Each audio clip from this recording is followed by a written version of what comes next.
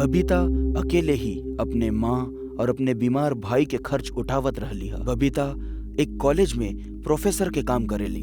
एक दिन उ कॉलेज बदे घर से निकलत रहली है और उ अपन बाया पैर पहले घर से निकललेस। तबे बबीता, हम तारा से कितना बार कहनी है, घर से बाहर निकलत वक्त पहले दायां पैर बाहर निकाले के चाही, ना तो ये अपशकुन होकेला बेटा। हमू तारा से कितना बार कहले बानी माँ, हमरा ई सब बात पर बिल्कुल यकीन नहीं खे। ई सब मनगढ़ंत बात होखेला। आज अमावस के काला रात बा, आज जल्दी घर आ जाइहा। आज के दिन कितना लोग काला जादू करेले बबीता। अरे माँ, तू ई सब बातन पे काहे विश्वास करेलू? ई सब कुछो ना होखेला। ना ना, ई सब बात बहुते सोच समझ के कइल जाला। सरिता बहुत अंधविश्वासी रहे और हमेशा ई सब से बचे खातिर टोना टोटका करत रहली हा। ओकर बेटा मनोज कई साल पहले एक एक्सीडेंट में अपाहिज हो गईल रहे और चलने फिरने में असमर्थ रहल। ओकर पूरा ख्याल ओकर बहिन बबीता रखत रहले। बबीता कॉलेज खातिर निकल जाली और बहुत काम होए के वजह से आज ओकरा के घर जाए में देर हो जाला। आज माँ जल्दी आवे खातिर कहले रहली, बाकी काम ज्यादा होखे की वजह से जल्दी घर पहुँचल संभव नहीं खे। माँ के फोन करके बता देता नी। हाँ, आवे में देर हो जाई। बबीता जैसे ही अपन फोन उठौलस, फोन ओकरा हाथे से गिर जाला और टूट जाला। ओकरा वापस घरे जाए में बहुत लेट हो जाला। ओकरा के कोनो टैक्सी या ऑटो नइखे मिलत। ऊ पैदल ही अपना घर की ओर निकल जाली। आजे ई मोबाइल के काहे खराब होके के रहे? आसपास भी कोनो नजर ना आ रहल बा। बबीता के ऐसन लगलस कि केहू मदद खातिर पुकारता। बबीता आवाज के पीछा करत आवाज के पीछे जाए लगलस। के बाऊ हा? तू रो काहे रहल बाड़ू? बबीता के कुछ भी नजर नहीं खे आवत, लेकिन ऊ आवाज के पीछा करे खातिर चल जाली। तभी ऊ देखलस कि ऊ एक कब्रिस्तान में पहुंच गई बाड़ी। जैसे ही बबीता ऊ कब्रिस्तान में पहुंच जाली, ऊ आवाज के आवल बंद हो जाला। ई का हो रहल बा? हम रात के ई कब्रिस्तान में कैसे पहुंच गए नी? वहाँ पे कुकुर के रोवे के आवाज, चमगादड़ के बोले के आवाज और मेंढक के पानी में टरटराऊ साफ सुनाई देत रहल हा। चारों तरफ बिल्कुल शांत माहौल रहे। ओकरा बीच सन्नाटा के चीरते हुए ई आवाज बहुत डरावनी लागत रहल। बबीता ऊ कब्रिस्तान से निकले के कोशिश करे लगल, लेकिन ऊ जहाँ भी जाली ओकरा सिर्फ और सिर्फ बड़ी दीवारें मिल लेली। ओजा कोनो गेट ना रहले। अगर यहाँ कोनो गेट नहीं थे तो फिर हम अंदर कैसे आईनी? घना अंधेरा हो चुकल रहे। बबीता ऊ कब्रिस्तान में घूम घूम कर थक चुकल रहली, लेकिन वहाँ से जाए के कोनो रास्ता ना रहे। बबीता थक कर एक कब्र पर बैठ जाली। तबे ऊ कब्र से अजीब आवाज आवे लागल। बबीता धीरे से अपन कान ऊ कब्र के ऊपर रख कर आवाज सुने लागल। तबे अचानक ऊ कब्र में जोरदार धमाका होला और ओकरा में से एक ताबूत निकल के बाहर आ जावेला। बबीता धमाका के आवाज से वहीं बेहोश हो जाली। तबे बबीता के कान में कुछ आवाज सुनाई देला। अरे रउआ ठीक त बानी? आप ही सुनसान कब्रिस्तान में अकेली का कर रहल बानी? आप के बानी और हम यहाँ कैसे पहुँच गई नी? बबीता के थोड़ा होश आ जाला। बबीता अपना सामने एक अनजान व्यक्ति के देखेली। आप के बानी और यहाँ का कर रहल बानी? हम ई कब्रिस्तान में का कर रहल बानी? हमार कुछ समझ में नहीं के आ रहल। आज हमरा काम से वापस लौटते वक्त लेट हो गईल। जब हम ई कब्रिस्तान के पास से गुजरत रहले ह, तब हमरा के एक अजीब आवाज सुनाई देवे लागल और हम एजा देखे चला आईनी। तबे पास में पड़ल कब्र से केहू के हाथ बाहर आवेला और बबीता के हाथ पकड़ लेला। बबीता डर के मारे चिल्लावे लगली। अमन बबीता के हाथ छुड़ावे के कोशिश करे लागल, लेकिन ओकर हाथ बहुत बुरी तरह से फंस चुकल रहे। ई का हो रहल बा? एक कब्र में रखा मुर्दा एक केहू के हाथ कैसे पकड़ सकेला? यहाँ जरूर कुछ गड़बड़ बा। ये सब हमनी के समझ के परे बा।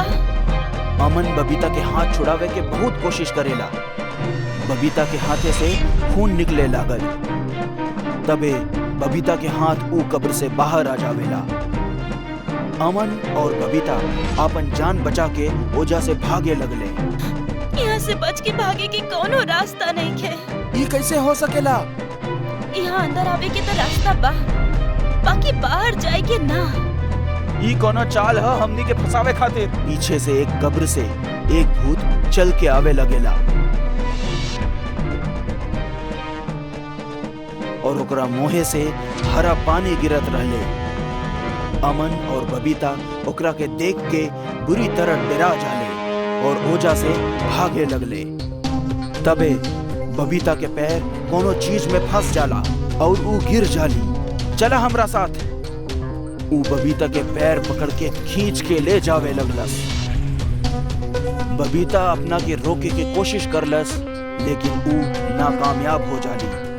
तबे भूत के नजर अमन पे पड़ेला और बबीता के छोड़ के अमन के ओर मुड़ जाला। बबीता ओजा से उठकर भागे लगली। तबे ऊ केहू से टकरा जाली। छोड़ दो हमरा के, हम तोहर का बिगड़ले बानी। हमार जान मत ला, छोड़ दो हमरा के। अरे शांत हो जा, शांत हो जा। के हो तू और तुहार ऐसा हालत के करलस? तू डरल काहे देखा ताड़ू? भूत हमने के ना छोड़ी। तबे ऊ भूत अमन के गला पकड़कर ओकरा अपना हाथ के बीच में दबाकर घुमा देला। अमन जमीन पर गिर जाला और बुरी तरह तड़पे लागल। ना तो ओकरा के मौत अपनावत रहली और ना ही जिंदगी ओकरा के शरण देत रहली। ई देख के अमन और बबीता बुरी तरह घबरा जाले। ना, ई महज से कोई इत्तेफाक ना हो सकेला कि हमनी तीनों एक ही दिन एक ही कब्रिस्तान में आइले बानी। लेकिन ये सब का हो रहल बा? हमरा तो कुछ समझ में नहीं आवत। एमे कोनो बड़ शक्ति के हाथ बा। हाँ, जे हमनी तीनों के यहाँ बुलेले बा। ऊ भूत ई दोनों की तरफ आवे लगलस। दोनों डर के मारे ओजा से भागे लगले। आयुष एक पेड़ के पीछे छुप जाला और बबीता एक कब्र के पीछे छुप के बैठ जाली। डर के मारे दोनों के बुरा हाल है। अमन वहीं पे पड़ल पड़ल तड़पत रहले। तबे बबीता के केहू के ओजा आवे के आवाज सुनाई देलस। बबीता चुपके से ओकरा के देखे लागल। ओकर माँ ओकरा भाई के लेके आवेली। बबीता दौड़ के जाके अपना माँ के गला लगावेली। माँ, तू यहाँ कैसे आइलू? यहाँ से निकल जा, यहाँ आवे के तो रास्ता बा, बाकी वापस जाए के ना। ये आपके कैसे पता चलल? और इतना रात के आप इस सुनसान कब्रिस्तान में भाई के साथ का कर रहल बानी?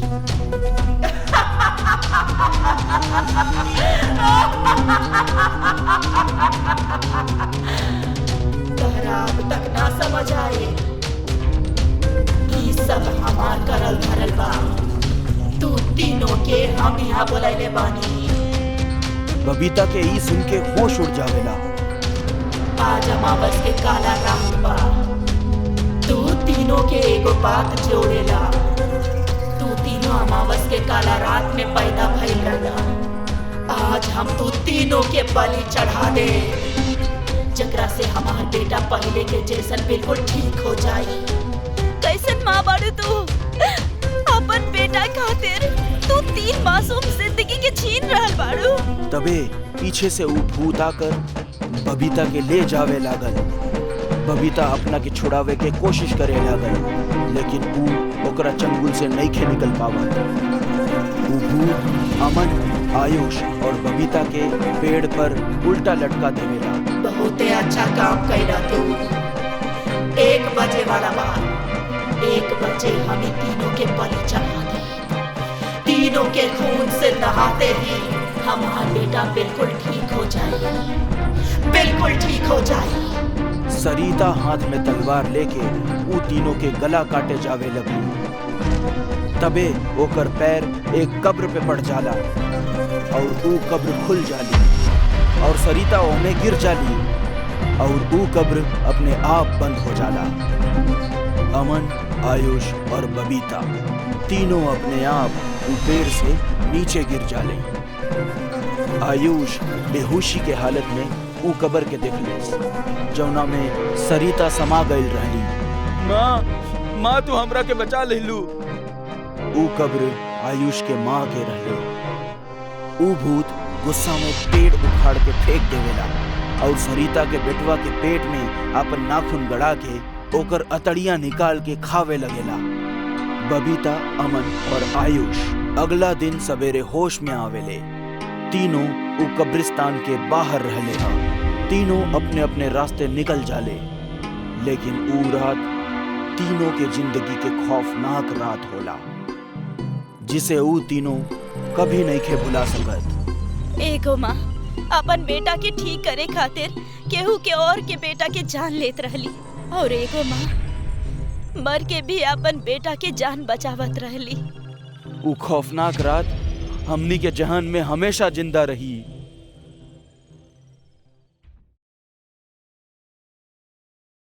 मनीष, कपिल और महेश नाम के 3 पक्का दोस्त रहलन। मनीष के शादी होके वाली रही। यार मनीष, हमनी खातिर कुछ अच्छा इंतजाम करावा। अरे भाई चिंता काहे करत अड़ा, सबके लिए अच्छा इंतजाम ही रही। तू लोग चले तो सही, फिर देखी हा। चल बढ़िया बा, हम और कपिल दोनों संगे आ जाए। कपिल अपना घरे जाके अपने माई के ही बात बतावलस। ऊ रास्ता तो कब्रिस्तान से होके गुजरेला।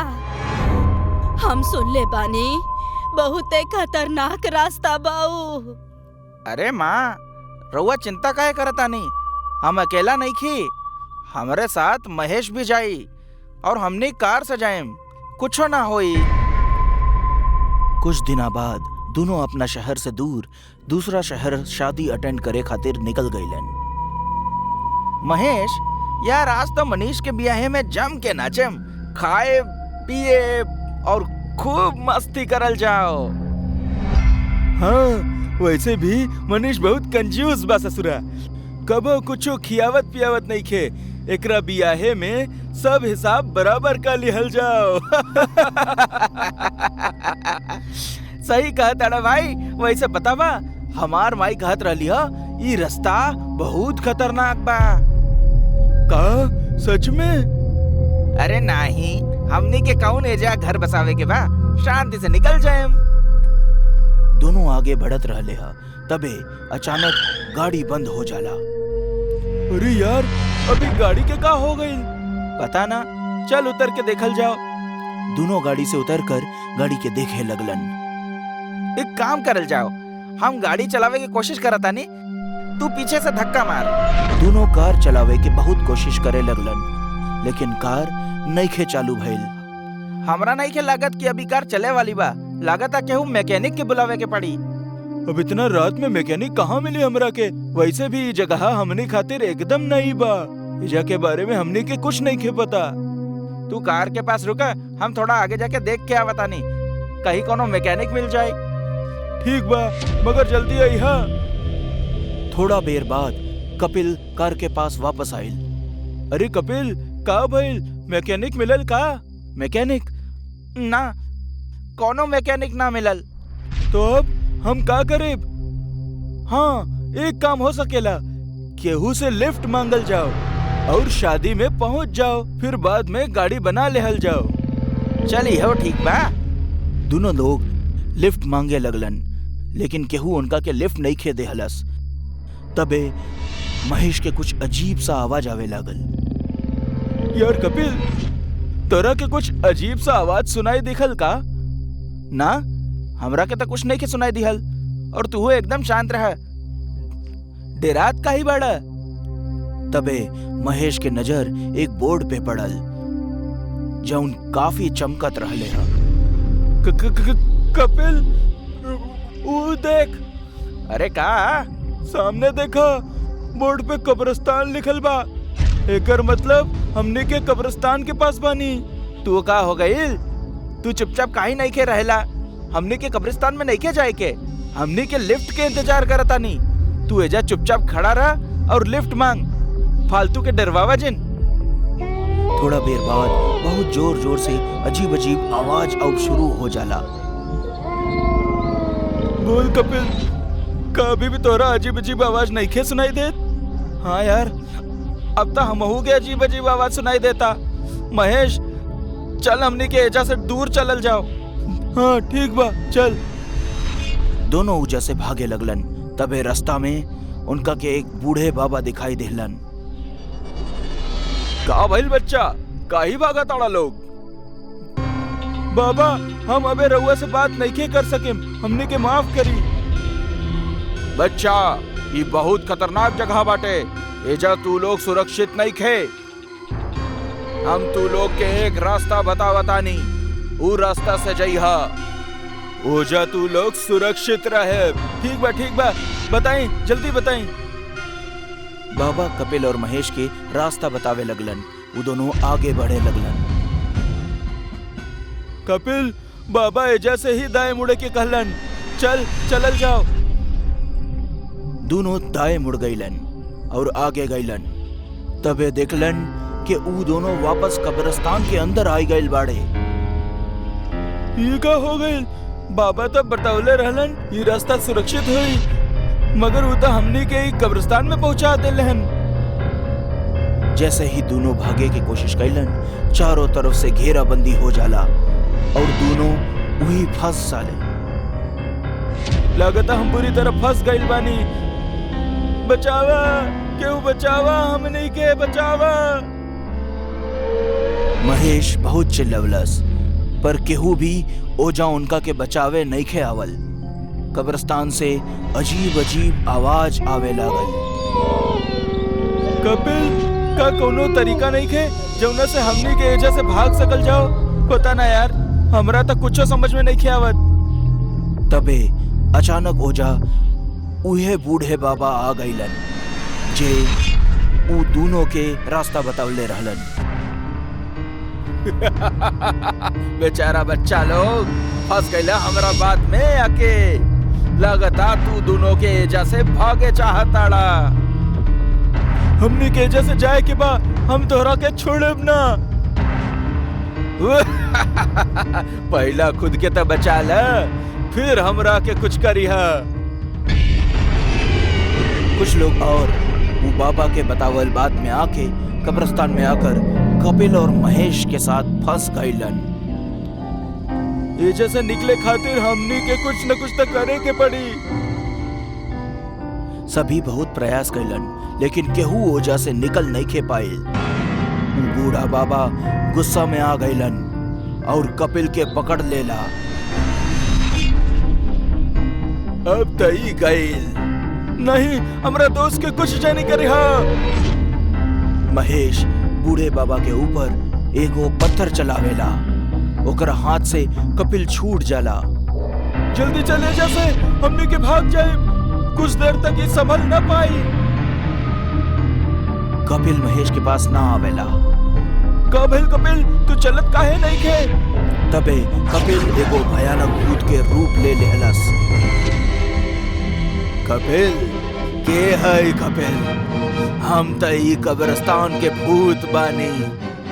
तोहार दोस्त कपिल त कब के हमार शिकार बन चुकल बा।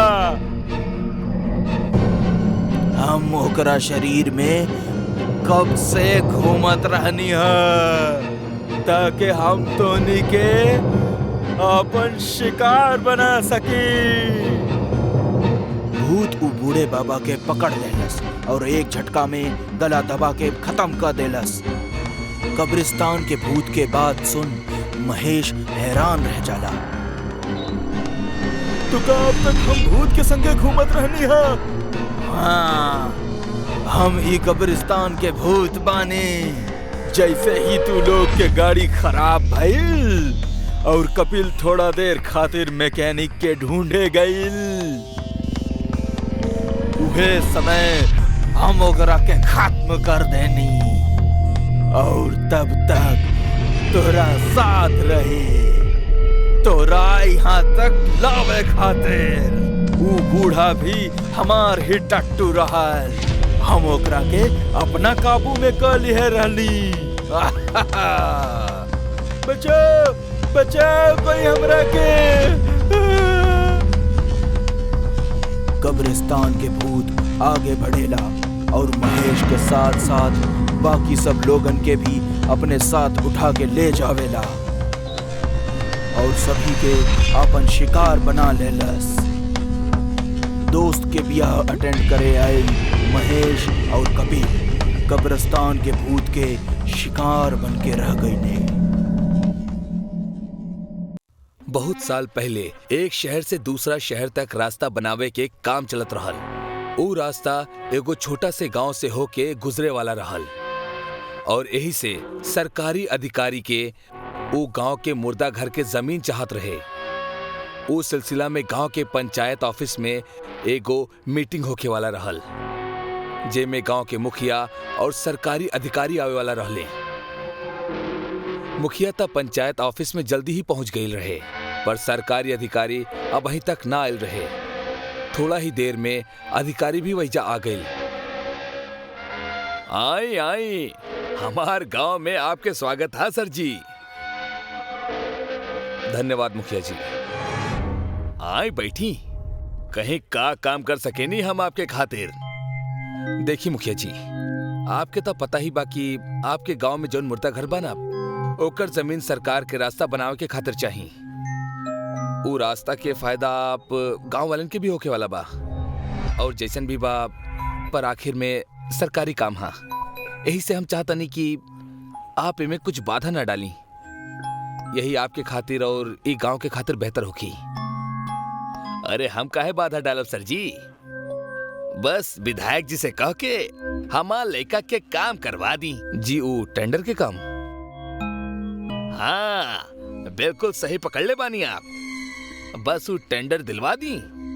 हम ही गांव वालन के समझा दे अब कि मरल लोगन के वो कहीं और दफन कर दे जी। वो टेंडर के तो हो जाई, आप चिंता मत करी।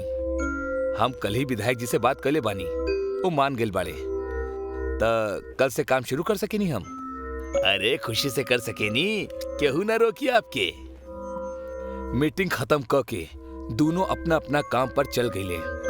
अगला दिन से अधिकारी के देख रेख में काम शुरू हो गई। गांव वाला भी खुश रहले कि अब उनकरा एगो अच्छा और पक्का रास्ता मिल जाई।